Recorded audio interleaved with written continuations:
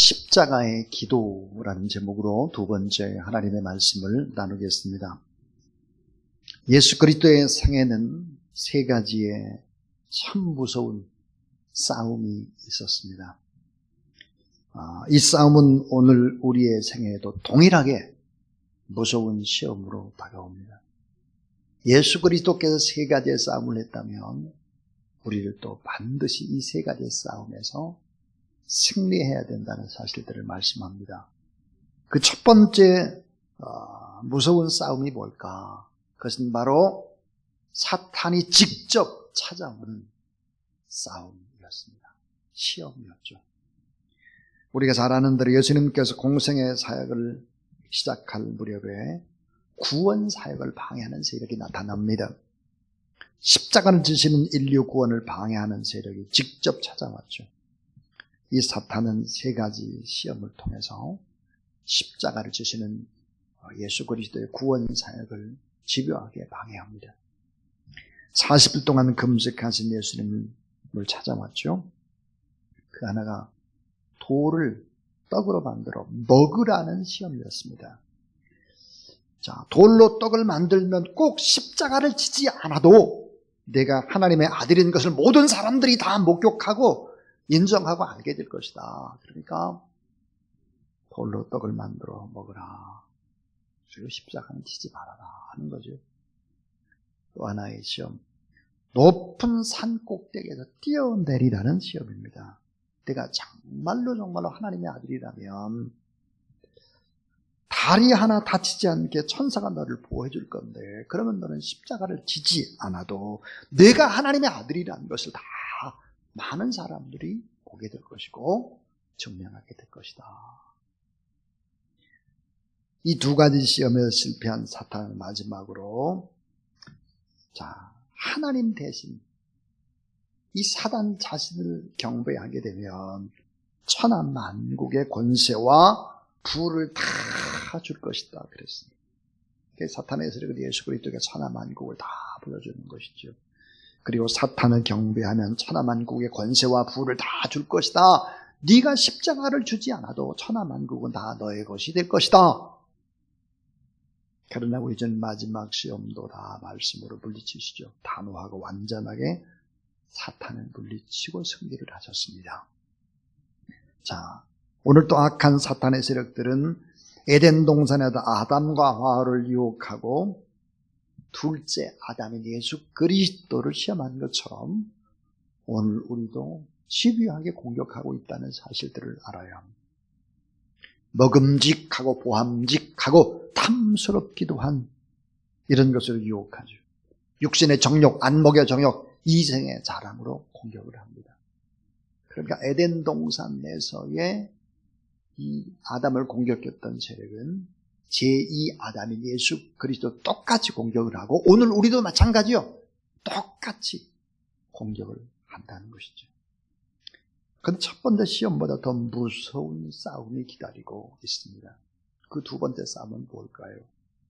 그것은 더 힘든 싸움이었습니다. 이 두 번째는 세상 제도와의 싸움입니다. 세상 제도와의 싸움. 자, 성경이 말하는 세상이라는 거 볼까? 예수 그리스도를 믿고 하나님을 경외하고 하나님을 사랑하고 복음을 증거하고 진리 따라서 복되게 살아가는 것을 반대하는 제도입니다. 이 제도와 가치관을 말씀하고 있는 것이죠. 예수 그리스도를 믿는 성도들의 가치관이 잘못된 것이라고 공격을 하는 것입니다. 예수 그리스도를 믿는 것을 부끄러워하게 만드는 것입니다. 교회를 공격하는 것입니다.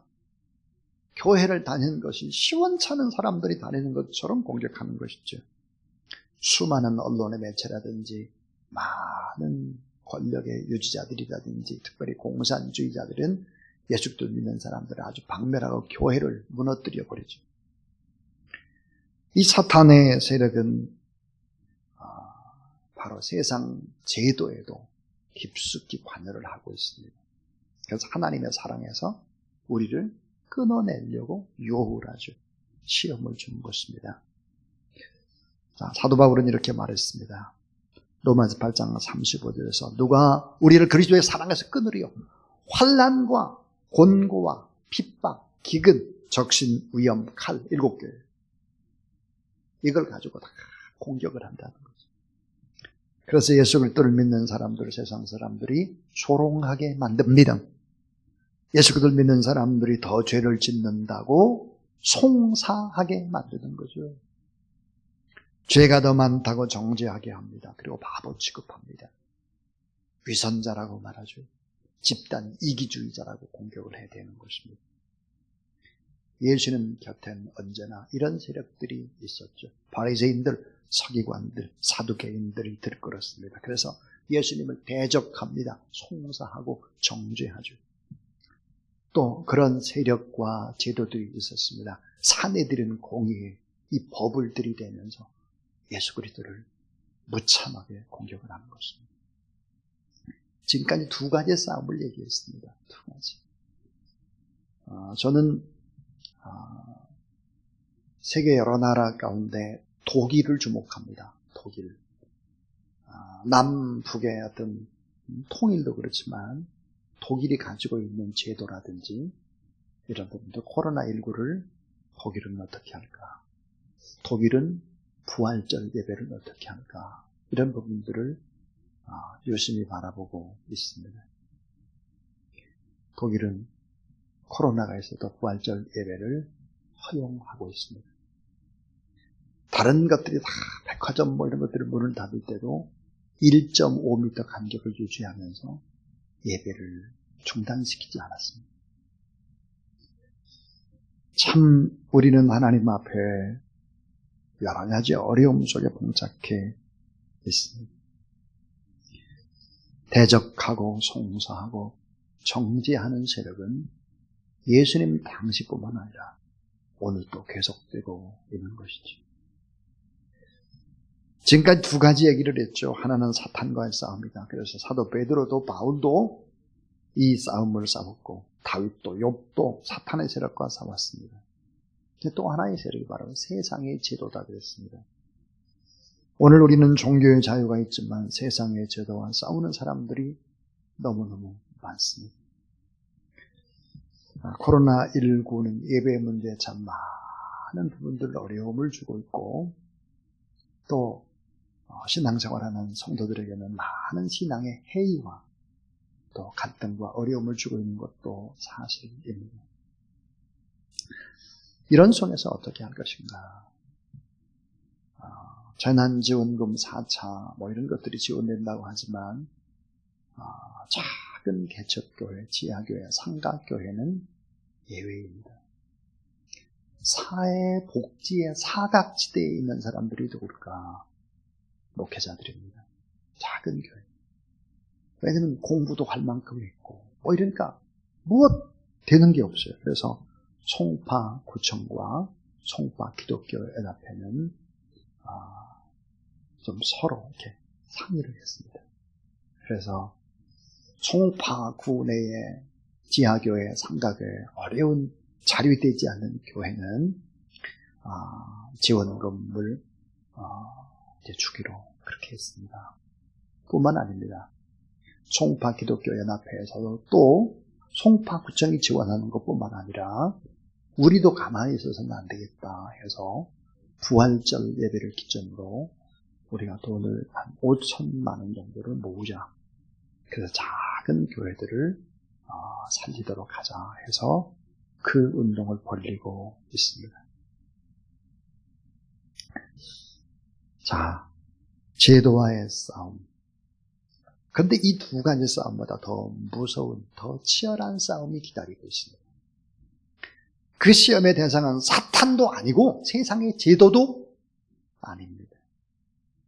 이 사탄과 세상은 외적인 세력인데 사탄은 아주 유혹하고 괴롭게 하고 그렇고 무섭게 공격하는 그런 대상도 되지만 이거보다 더 큰 능력, 더 큰 권세로 우리를 공격하는 세력이 있다는 거예요. 자, 세상이나 제도라고 하는 것은 예수의 권세로 보혈의 능력으로 기도하면서 또 금식으로 물리칠 수 있습니다. 사탄의 세력이나 세상의 제도보다 더 무섭게 우리를 괴롭히고 우리를 계속해서 곤공으로 빠뜨리는 세력들 뭘까요? 이 세 번째 세력이 뭘까요? 그 세 번째는 따라하세요. 나 자신과의 싸움. 사랑하는 여러분, 나 자신보다 어렵고 힘든 상대를 만나본 적이 있습니까? 나 자신보다 더 꺾기 어려운 대상을 만나본 적이 있습니까? 사람들은 언제나 외부에서 승리합니다. 내부에서 지는 거예요. 내 안에서 지는 거예요. 외부의 적은 오히려 막기가 쉽지요. 그러나 내부에 숨어있는 또 다른 나는 참으로 싸우기 어려운 대상입니다. 밖에서 승리하지만 내 마음속에 있는 간교함, 내 마음속에 있는 게으름과 악함과 변덕스러움과 이기적임과 이런 싸움 앞에 번번이 넘어지고 마는 것입니다. 참 이상하지 않습니까? 교회라는 공동체에서 서로 다툼이 일어나게 되면 쉽게 잘 해결이 되지 않는 이유가 무엇입니까? 그럼 지금까지 가지고 있는 신앙이라고 하는 것은 우리의 삶에 영향을 못 미치는 것입니까? 평생 싸워야 될 대상이 나 자신이라고 하는 것을 알아야 합니다. 많은 사람들이 자기 자신의 문제는 보지 못하면서 남의 문제는 크게 보고 떠들기 시작을 하죠. 그리고 정죄하는 실수를 보면 자기 자신 앞에서 좌절하는 사람들, 자기 자신 앞에 절망하는 사람들, 자기 자신 앞에서 패배하는 사람들, 자기 자신의 내면에 소스라치게 우리는 날마다 놀라야 합니다. 로마서 7장 23절 내 지체 속에서 한 다른 법이 내 마음의 법과 싸워 내 지체 속에 있는 죄의 법 아래로 나를 사로잡아 오는 것을 보는도다 그랬습니다. 내 마음의 법과 죄의 법이 내 안에서 싸우기 때문인 거예요. 그래서 로마서 7장 24절에서 오라 나는 곤고한 사람이로다. 이 사망의 몸에서 누가 나를 건져내랴. 바울이 그렇게 탄식했던 것이죠. 그래서 로마서 7장 25절 보니까 내 자신이 마음으로는 하나님의 법을 따르고자 해도 육신으로는 죄의 법을 섬기노라 그랬습니다. 여러분, 예수님은 십자가를 지시기 전에 십자가 지시기 전 겟세마네 동산에서 처절하리만큼 자신과 싸우고 계십니다.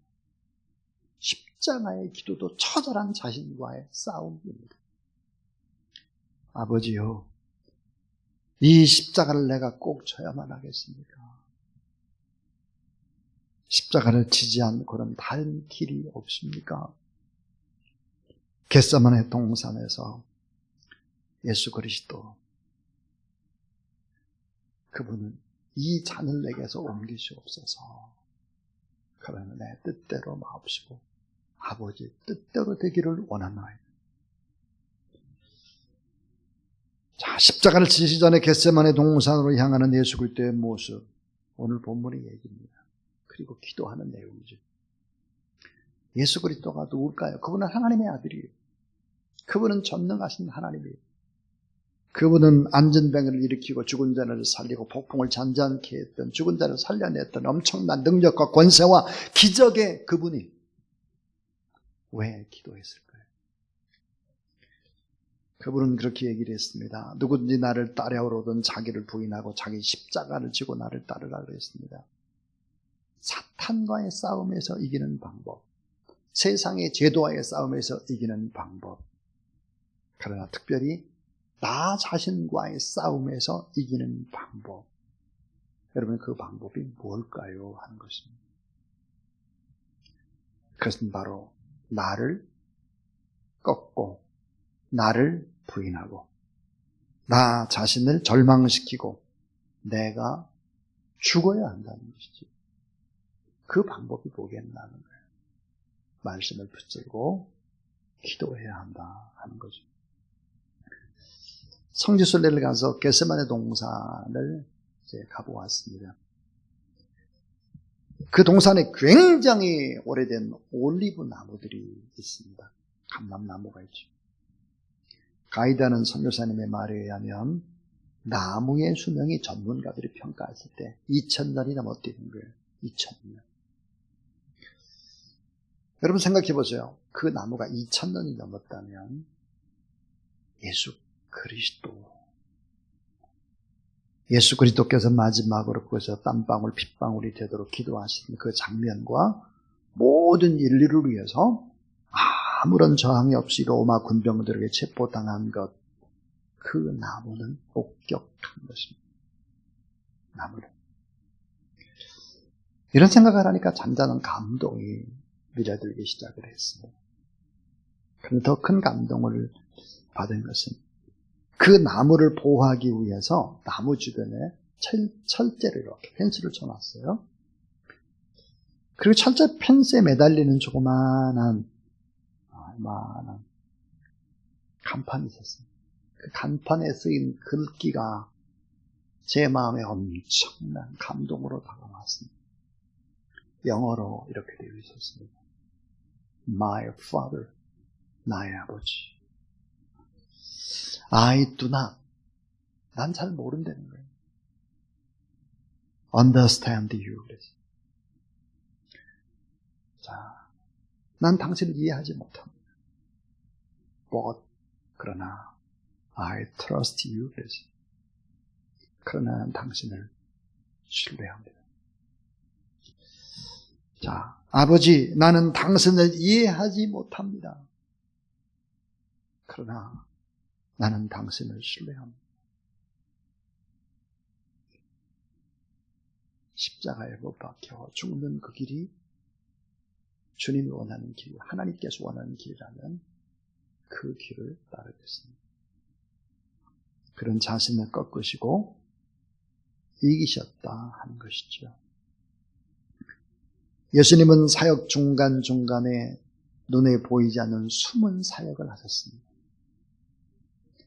자, 선교 사역에, 병자를 고치는 사역에, 많은 무리를 도와주는 사역에 너무너무 많이 바빴지만 예수님은 순간순간 기도의 사역을 하셨습니다. 자, 눈에 잘 드러나지 않으나 결정적으로 중요한 사역, 숨은 사역, 그것은 뭘까? 깨어있는 기도, 그 깨어있는 기도를 통해서 하나님의 아들 예수 그리스도가 자기 자신을 조율한 것입니다. 깨어있는 기도. 마태복음 26장 37절부터 38절 오늘 말씀. 내 마음이 심히 고민해 죽게 되었으니 너희는 여기 머물러 나와 함께 깨어있으라 하시고 그랬습니다. 겟세마네 동산에서 예수 그리스도의 기도는 히브리서 5장 7절과 맞닿아 있습니다. 그는 육체에 계실 때에 자기를 죽음에서 능히 구원하시리에게 심한 통곡과 눈물로 간구의 소원을 올렸고 그의 경외하심을 인하여 들으심을 얻었느니라. 이 말씀과 예수께서 힘쓰고서 더욱 간절히 기도하시니 땀이 땅에 떨어지는 빗방울과 같이 되가 잘 맞죠. 예수 그리스도의 사역은 생명을 건 기도였습니다. 구약 성경에는 저주의 산과 축복의 산이 마주보고 있다고 합니다. 저주의 산. 그래서 이 저주의 산인 에발산에도 제단을 쌓고 하나님께 간절히 기도를 하게 되면 십자가의 능력이 임하면 이 에발산도 축복의 산이 될 수 있다라고 하는 것이 바로 성경입니다. 자, 세 가지의 싸움에서 이기는 방법이 무엇일까요? 그 방법은 바로 예수 그리스도처럼 말씀을 붙잡고 기도하는 것입니다. 생사를 건 기도. 결국은 이런 기도, 인생 최후의 겟세마네에서 기도를 선택하셨고 마지막 십자가상에서 7마디의 언어도 기도입니다. 예수 그리스도는 십자가에 못 박혀 죽으시고 부활하시고 하나님 보좌 우편에서 지금도 기도 사역을 쉬지 않고 계십니다. 우리를 바라보며 지금 예배드리는 우리의 모든 모습들을 다 보고 계시죠. 그리고 기도하셨습니다. 자, 오늘 또 싸움은 계속되고 있습니다. 우리 주변에. 오늘의 문제는 싸우는 것이고 내일의 문제는 이기는 것이고 모든 날의 문제는 죽는 것이다. 빅tor 휴고가 그런 말을 했는데 오늘 우리는 싸움의 문제가 있습니다. 사탄의 세력과의 싸움, 육신의 정욕, 안목의 정욕, 이생의 자랑을 가지고 계속해서 공격하는 사탄의 세력과의 싸움이 있습니다. 세상과의 싸움이 있습니다. 나 자신과의 무서운 싸움이 있습니다. 예수 그리스도는 전지전능하신 창조주 하나님의 권세를 가지신 분이시지만 결국은 기도로 싸워서 승리하셨습니다. 오늘도 주님의 십자가 앞에서 이번 한 주간 동안 또 우리 자신과 싸워서 승리하는 저와 여러분 우리 모든 하나님의 사람들 다 될 수 있기를 주님의 이름으로 축원합니다. 자, 메시아 되신 예수 그리스도가 보여주신 승리의 처방이 뭘까? 다른 방법이 없습니다. 말씀을 붙잡고 기도하고 주님의 십자가를 바라보며 우리 자신을 또 복종시키고 조율하는 그런 여러분 되기를 주님의 이름으로 축복합니다.